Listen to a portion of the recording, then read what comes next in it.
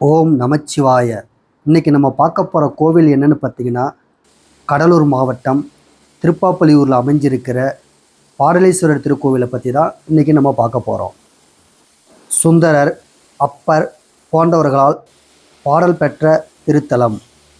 274 சிவாலயங்களில் இது 229வது தேவார தலம்.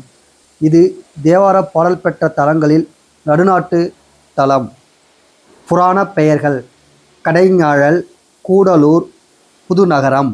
மூலவர் பெயர்கள்: பாடலேஸ்வரர், கன்னிவனநாதன், தோன்றா துணைநாதன், கடை நாழலுடைய பெருமான், சிவக்கொழுந்தீசன், பாடலநாதன், கரையேற்றும் பிரான்.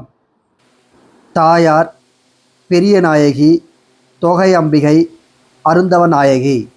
தலவிருட்சம்: பாதிரி மரம்.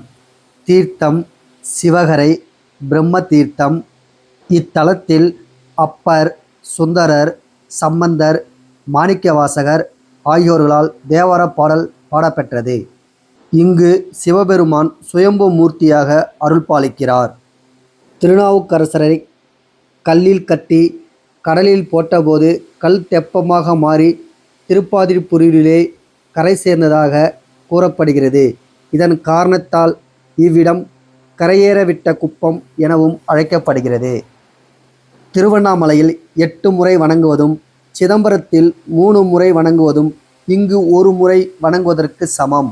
இவ்வளவு சிறப்பு வாய்ந்த இத்திருக்கோவிலின் மகா கும்பாபிஷேகம் வருகிற 25/3/2026 புதன்கிழமை காலை 9 மணி முதல் 10:30 மணி வரை நடைபெற உள்ளது. பக்தர்கள் அனைவரும் கலந்து கொண்டு பாடலீஸ்வரர் பெரிய நாயகின் அருளை பெறுமாறு தாழ்மையுடன் கேட்டுக்கொள்கிறோம். நன்றி, வணக்கம்.